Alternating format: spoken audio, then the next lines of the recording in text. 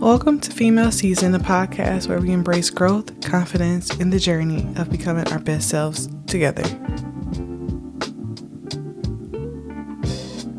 Hey, beautiful people, welcome back to the Female Season podcast. I'm your host, Ari Bryant, and today we're diving into the second episode of our Career Level Up series. And today we're diving into the second episode of the Career Level Up series.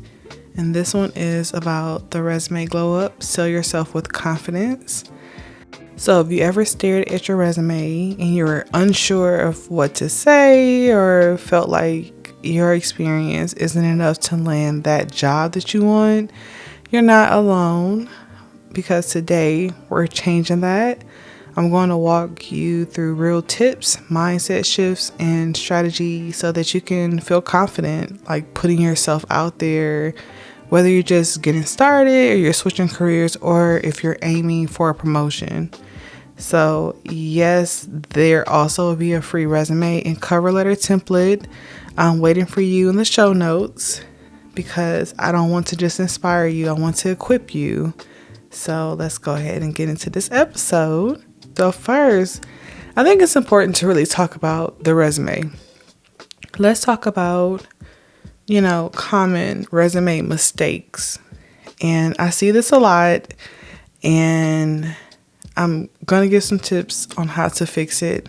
When I tell you this, it was a point in time recently, I would say in a span of like 2 years, and I'm not lying, I created probably over 500 resumes because I was applying like crazy, and I customized each resume, even if it was just something different in the objective, or the cover letter is custom. So when I tell you I was creating custom cover letters and custom resumes per job, I was on a mission. I was not playing, because it was a time frame where it's like I was applying to hundreds of jobs and I wasn't hearing anything. And I don't recommend someone doing that, but I will say it kind of helped me know what I should and shouldn't have on my resume. I've really learned, and even the feedback I was getting from the interviews, they were saying like, oh, your resume stood out. I like the colors, or I like the way you had it arranged, and I like how you highlighted this here or that there. So it kind of helped me understand what exactly they're looking for in the resume. So let me first start with the mistakes. Mistake number 1, using the same resume for every job. You have to tailor your resume using keywords from the job posting. You have to use language that matches what the employer is looking for. So it's really important to do that, because in your objective area, or if you have about me, which is what I've typically done, where it says about me, but whatever you have in that, small description area underneath, like your name, your address, and things like that, it's important to customize that. If you are applying for a customer service job and then you're applying to be a librarian, then those are 2 different jobs. They don't match up. So the things that you're saying shouldn't be the same thing. On top of that, you want to pull keywords from the job posting. So typically in the job posting, they're telling you what they want from this person that they're trying to hire, what skills they want them to have, and what experience they want them to have. And I'm not telling you, do not make anything up, but if you have those skills, I will word it in the same way on my resume as it is in the job description. So that's really, really important. Mistake number 2, listing tasks and not accomplishments.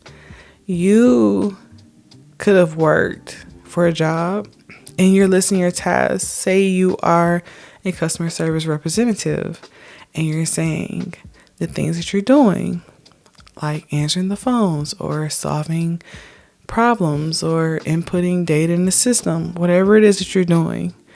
But say that you had the best ratings in customer service and you received an award for it. That's something that you want to put in there because that makes you stand out. That highlights your resume over other people. So definitely make sure you're mentioning your accomplishments. So instead of saying, for instance, like you manage social media, right?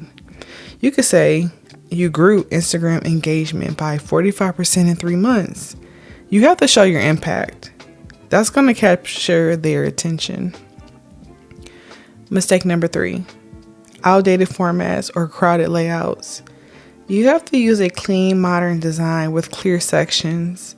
One page is ideal for most roles, unless you have like 10 plus years experience. But if it's overwhelming to look at, it's not going to really help. Mind you, say this is a job that just posted. You can see there could possibly be 500 people who applied. And what they're going to do is first probably filter out people according to their resume. So they're going to look for keywords. It's so important to have that because that helps you, get to the next round. But on top of that, your resume needs to be easy on the eyes, something that's easy to read. And hey, this is employment section. Hey, this is the skills. This is this person's name. This is their education. It needs to be something that's not doing too much, but also has to be impactful.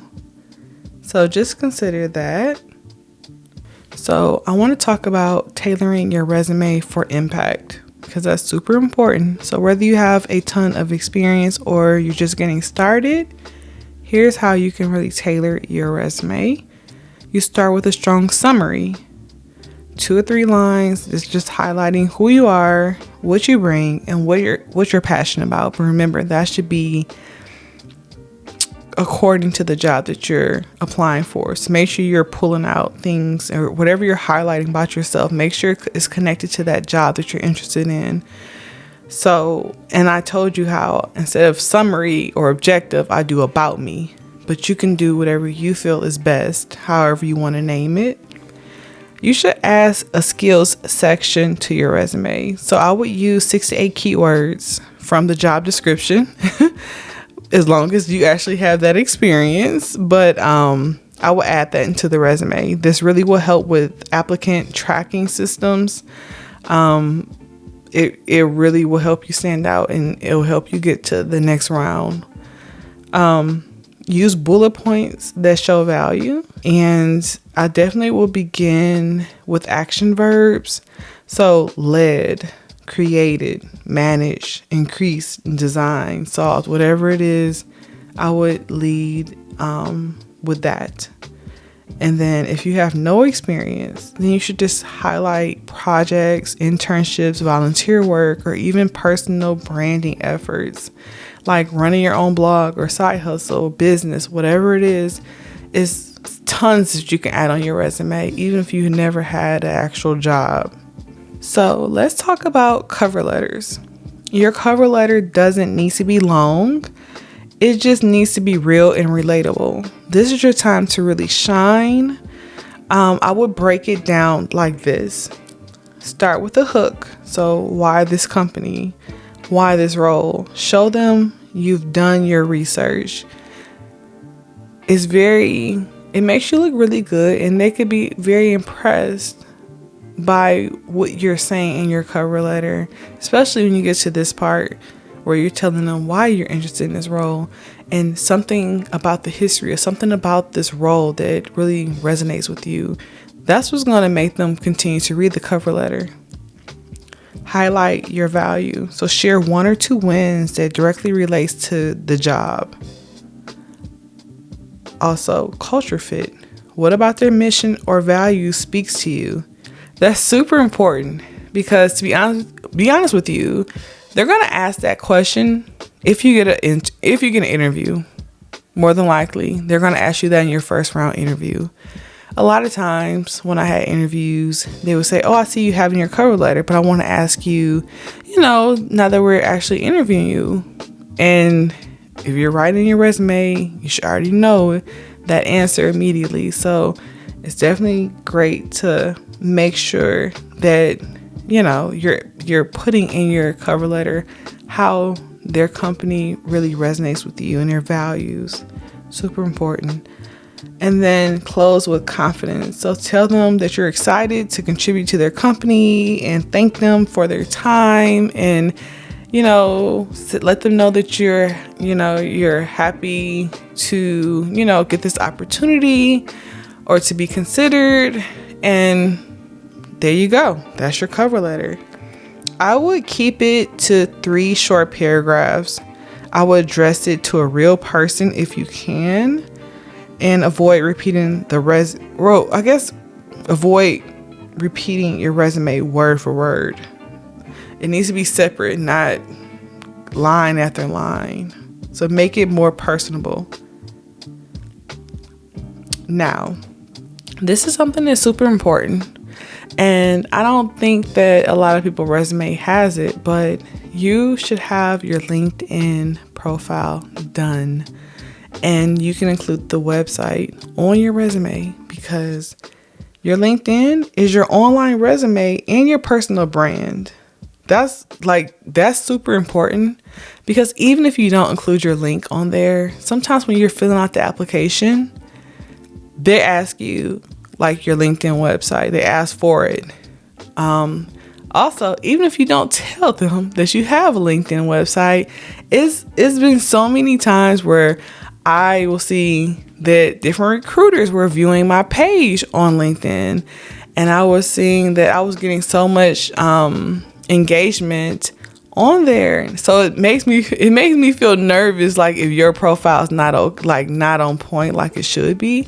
So that is so important to get that together, because they're going to find you. You know, it's not hard. They can type in your name and they can search for you, and they're going to find you. So it's really important to make sure your LinkedIn page is already put together nicely for them to, you know, really evaluate your character and see what you're really about. So for your LinkedIn profile, your photo is super important. Really, really important, because that's their first time seeing you. At this time, sometimes this could be before you get your first interview, or it could be after, and it can actually impact their decision on if they're going to proceed with you or not. But use a professional headshot. You don't need a studio, just good lighting and a clean background. You need a headline. Don't just put your job title. Use the space to say what you do, plus what makes you unique. This is what they're going to see. Sometimes your profile could only be accessed fully by people that are in your network. So they're not in your network. They're definitely going to see your headline. And you want to make sure it's something that's impactful, powerful, but captures their attention. So that's really important.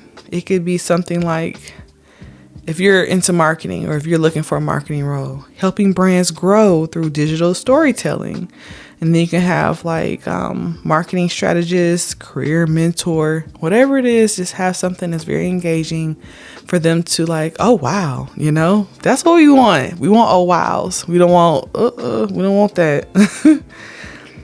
So the about section or bio, this is your chance to really tell your story.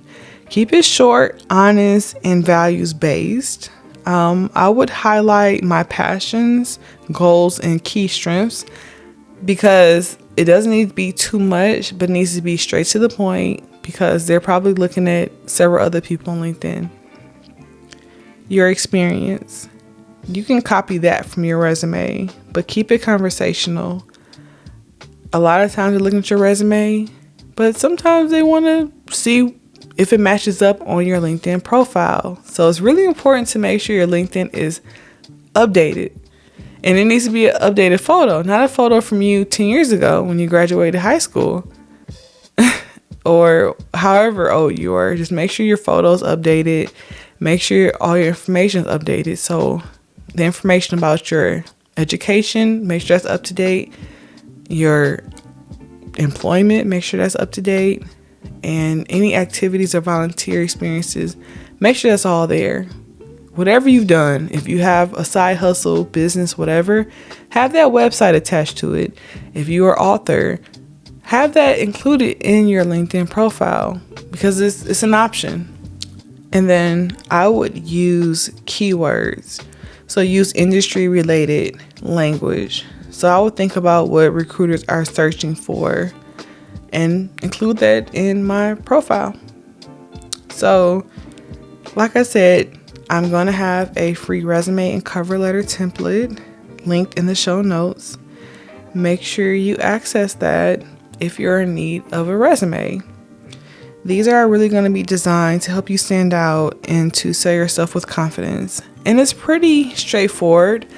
I am a creative person and I love to have something very different. But I know that sometimes when you have those different templates, it can be a little bit much. So this is something that's pretty straight to the point, but I think it's going to be impactful and very helpful for those in need. So definitely check that out. And if you're updating your materials this week, make sure you tag Female Season Podcast on Instagram and let us know,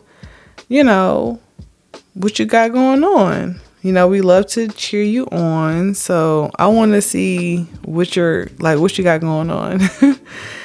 And I would say my final words on this is, your resume and cover letter aren't just documents. They're your voice because you're not in the room. So when these people are reading your resume should be enough where it's going to back you up, support you, and really make you look good because you're not there to verbally talk about anything initially. So your resume needs to represent you in the right way and, make it count. Most importantly, believe in what you're bringing to the table. The right opportunity doesn't just want qualifications. It wants you. So show up boldly. Next week, we're really going to wrap up the careers series with episode 9. And that's going to be about interviews, offers, and knowing your worth. You do not want to miss that. It's super important. I went through that a lot. It can get kind of stressful when you are trying to go back and forth with the offer to make sure that you're getting what you deserve. And then the interviews it can be very intimidating. So I can't wait to get into the episode next week. But don't forget to subscribe to my podcast, leave a review, share this episode with another woman who's ready to level up her career. And I will check you in my next episode. Bye.